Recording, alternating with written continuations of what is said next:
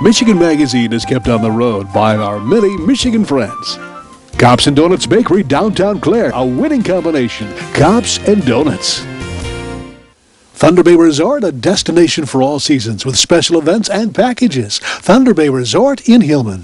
All aboard, ride on the Michigan AuSable Valley Railroad, a quarter-scale passenger train through the beautiful scenic landscape of northern Michigan, just south of Fairview. Now open weekends and holidays. Visit them online or call them now.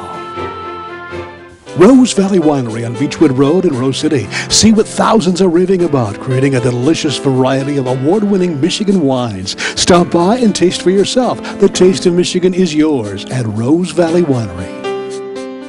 Clemix Sales and Service on Mapes Road, west of Mile, your complete recreational vehicle sales and service connection. Visit their beautiful showroom of new and pre-owned ATVs, lawnmowers, power equipment, snowmobiles, utility vehicles, and more. Clemix Sales and Service is also the home of the American-made Victory motorcycle line on display at Clemix on Mapes Road, Mile. Welcome to another edition of Michigan Magazine, heading out on the amazing Michigan backroads, first to West Branch to visit with organizers of what's been labeled the largest Bigfoot conference in the state of Michigan. Do you believe? Well, stay tuned. Get ready to mark those dates down.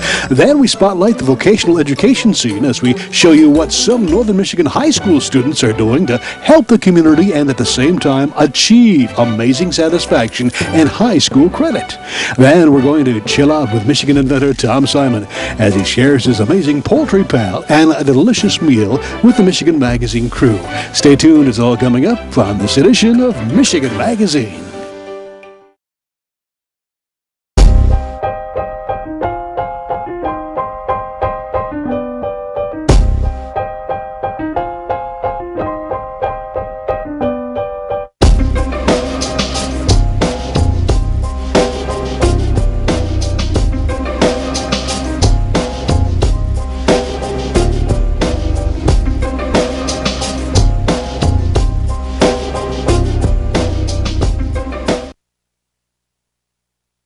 Bigfoot in Michigan.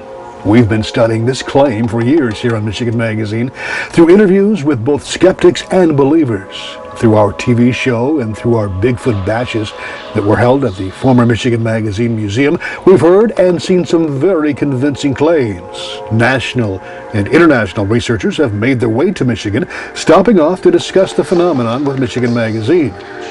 These are very sincere researchers who explored the furthest and most remote places on this earth in search of Bigfoot. While in Michigan, many have discovered and recorded what they say is definitive proof that Bigfoot is alive and well in the forests of Michigan. To emphasize this claim, we have discovered at least 35 documented cases within a close proximity to our event center in Cummins. The Bigfoot bashes are no longer held at our event center, but we understand there's a very active Cummins group still in existence doing research and holding meetings. But there's one event you as a curious individual may be interested in attending this year. It's occurring in Ogemaw County, the first part of August. It's called Bigfoot Discovery Days in conjunction with the Logs and Legends Weekend in West Branch. Featured speakers include world-renowned investigator Dr. Jeff Muldrum and regional investigators Phil Shaw and Jim Sherman. Michigan Magazine met one early afternoon with the Planning and Organizational Committee at Mac's Place, a familiar family restaurant on the west side of town on M55. This is where planning really began when resident researcher and committee member Phil Shaw thought the time was right. I think I was the instigator. I've had some close encounters and so many stories. I'm up to 38 incidents of Bigfoot activity. And this one day there back in the spring, I was on the way north, and out of the blue it says, you know, we should have a Bigfoot conference here. I've been to about 10 different conferences, and we do have really quite a number of people who have seen, heard, found evidence of Bigfoot here. And I started asking people to be on a committee, and we have a great group that's working together. I have not had a sighting or an incident that made the hair stand up on the back of my neck, but I've believed in Bigfoot my entire life. I became interested while still in elementary school, believe it or not, and I've just followed along over the years. About 3 years ago, a little more, I was on the BFRO website reading some media reports, and I saw a report in the Bay City Times about a West Branch researcher, and being from West Branch, I really wanted to contact him. Looked his number up, gave him a call, and we went to Oklahoma in October of 2010 together to a big conference there in Honobia, Oklahoma. And Phil and I have overnighted in the woods on the Rifle River and some local areas where there's been some reports. We're going today up to Mio Fairview area to look at some footprints that have been reported to us. So I just followed my own interest and ran into Phil, and the rest is history, so to speak. Well, believe it or not, my involvement became one morning when I was sitting at the table of knowledge here at Mac's place, and Phil Shaw sat down beside me and smiled and said, "Do you know anything about Bigfoot?" I said, "Well, no, not really."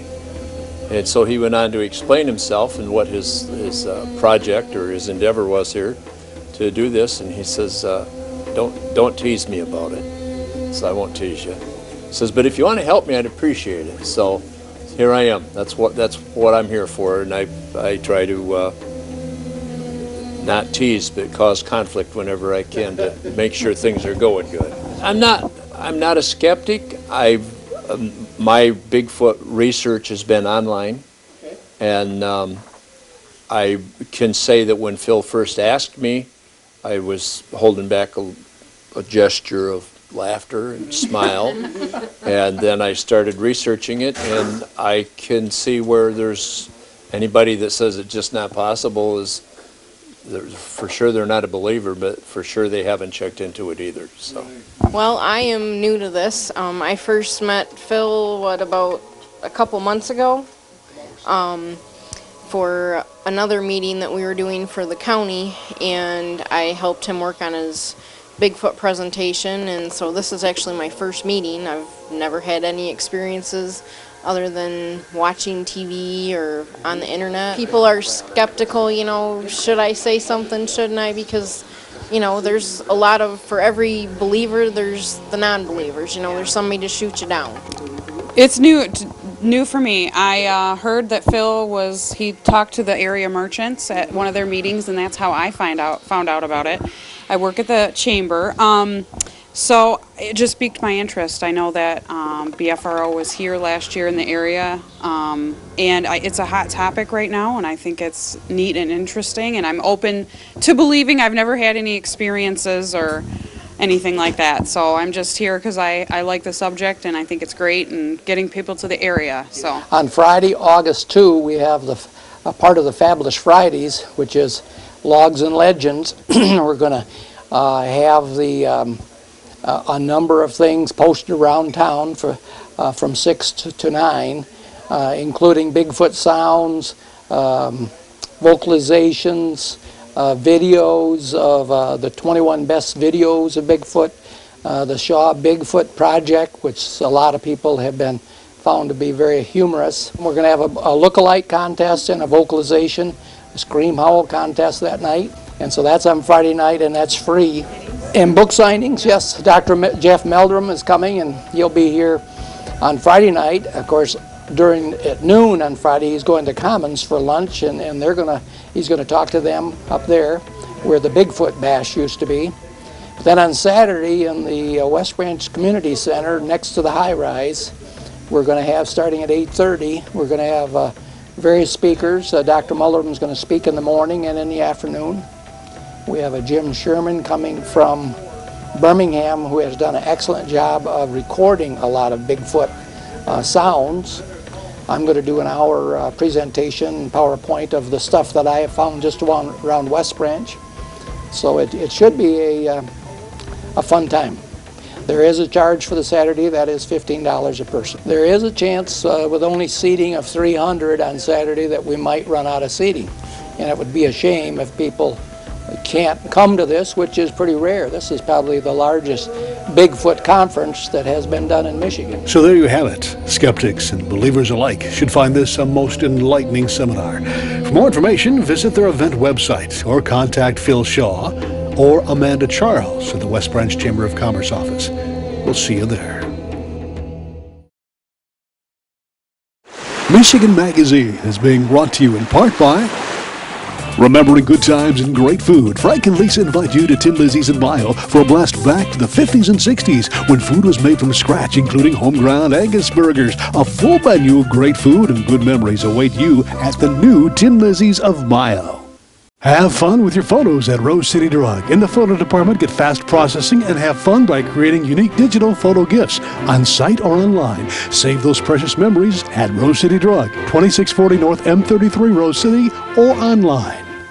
Cops and Donuts Bakery, downtown Clare. What began as a crazy idea among 9 police officers to purchase the historic Clare City Bakery quickly became an international phenomenon, carrying on a Michigan tradition with delicious donuts, pies, pastries, breads, original coffee, and more. Plus a full menu at the new adjacent Traffic Stop Diner. Downtown Clare, a winning combination. Cops and Donuts.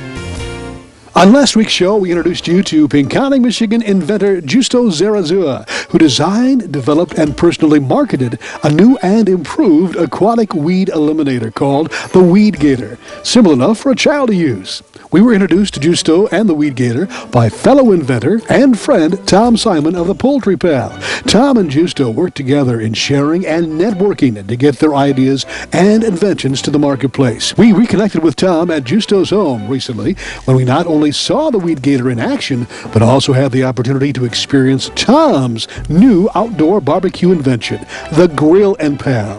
The Grill and Pal is designed to prevent dangerous grill flare-ups by diverting excess grease and oils away from hot coals and open flames. It also makes for a more healthful way of cooking favorite meats as well as vegetables on the barbecue grill. Today, we were in for a treat as Tom invited us to experience the Grill and Pal firsthand. Barry, these are Reuben brats from one of the meat markets here in Bay City called Meats and More. And these other brats are from Jack's Market. And as you know, when you're grilling, for most people, grilling brats is about the worst type of thing, that once the casing splits, you've got nothing but fire. And this product has been designed to channel that grease into the front and be able to remove it with simply a paper towel. This will prevent that grease from going into your burners on some even your more expensive grills will have problems with fires and flare-ups. And this product has been designed to do that, and we're going to cook primarily with the grill closed. So I got 2 different type of brats. These are the Reuben brats. These are the beer brats from Jack's Fruit Market in Meat Market in Bay City, Saginaw and Midland. And these are seasoned chicken breasts. And the size of this unit, Barry, is 17 inches long by 12 inches wide. It's what I call its family size, so it's designed to hold quite a bit of food for the average family. So what we're going to do is now, Barry, that we have our food equally spaced on the Grill and Pal, we've got our fire on, we're just going to simply close the grill. There you go. And we wait. About 8 minutes per side. You're going to cook with the grill closed. You're going to save time because it's going to cook faster because you're cooking with the grill closed. You're not worried about the fire and the flare-ups. So this is designed to cook with a lower temperature of fire than what you may be used to. And then simply observe the grease. If it starts to build up in the front, we'll remove that with a paper towel and a tongs. That'll keep the grease out of your grill and stop the fires. Keep your grill clean. Now you can see the excess grease comes down here. If we start to see some of that excess grease, Barry, we don't want that going into your grill. So simply what we're going to do is take a folded up paper towel or napkin, and we're just going to simply dab the excess grease out of there, and again close the grill because we're not going to be worried about fires and flare-ups. Yeah. And you're going to get the grilled flavor. You're going to get the grilled sear marks. You can even do bacon on this, Barry. Of course, you're going to have a lot of grease.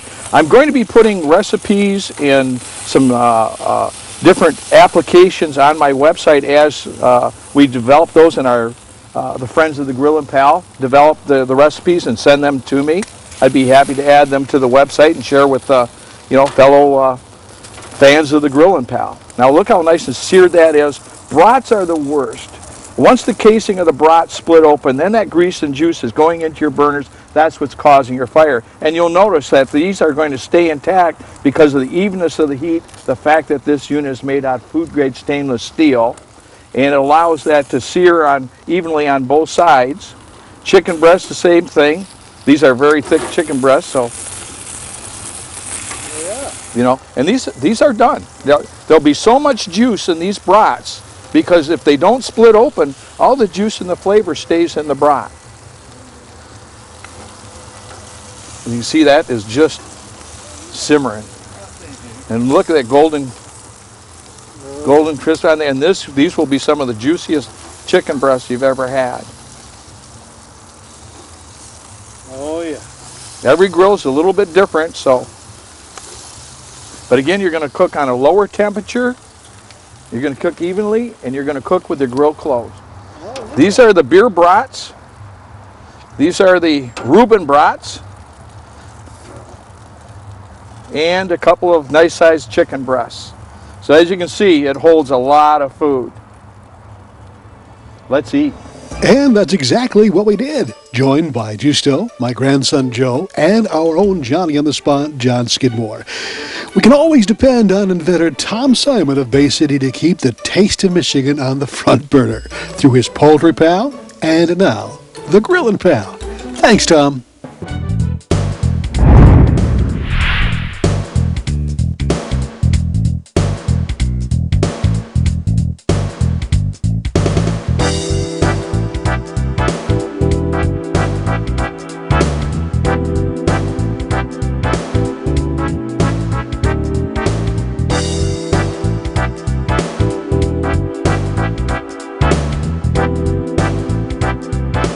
It's a win-win situation for the students and the community in general. I mean, bringing the kids together, and they've got something here that they can really be proud of, too. Oh, sure. The place is going to be absolutely gorgeous. A sideline to that, all the drywall that's been hung throughout this entire building was done by students last summer with me and a couple other adult volunteers.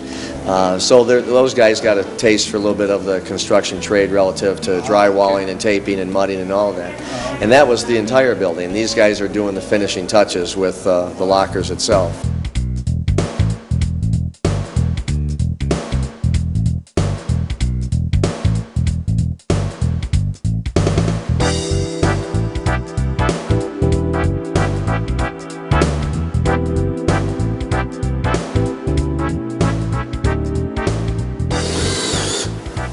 The students are installing the lockers that they made out at My Fair Achieves, and they worked very hard on it. And this is the day that they're installing them, getting them ready for the football season next year. We've got 14 or 15 students in the program now, and we've got kids from both Fairview and Mio coming together, aren't we? Yep, Fairview and Mio. It's dual enrolled with Kirtland College. So Kirtland College and Mio Fairview, the high schools, are all coming together to give them really a hands-on application of construction and woodworking, right? Yep, it's a vocational woodworking initiative that we worked out with both the schools, the Kirtland College, and we came up with My Fair Achieves. It's actually the Economic Development Alliance is the program that we run it through for a nonprofit. This community and the Economic Development Fund, they're doing amazing stuff around here. But another cool thing is they have a Kirtland instructor here, so these kids are also earning college credit. Direct college credit that they'll earn as part of this. So that's the cool part for me, is watching them leave high school already with some college credit. So it's great to see Kirtland and the schools coming together all with My Fair, and it's just something that I think it's time has come in developing the community. Absolutely, and when this course started out in the fall, it's not ending up that way. There's been some amazing projects, and so the fact that they can build lockers for the high school at such a reduced cost, and the schools are on such tight budgets already, that's amazing. They're also got a bunch of cabinetry for a local church that's going in. They have just done some very unique projects, and that's the cool thing. They're learning about community service, working together. You've got two different schools coming together and students working together. There's so much more than earning college credit or learning some of these carpentry skills, and that's what's cool.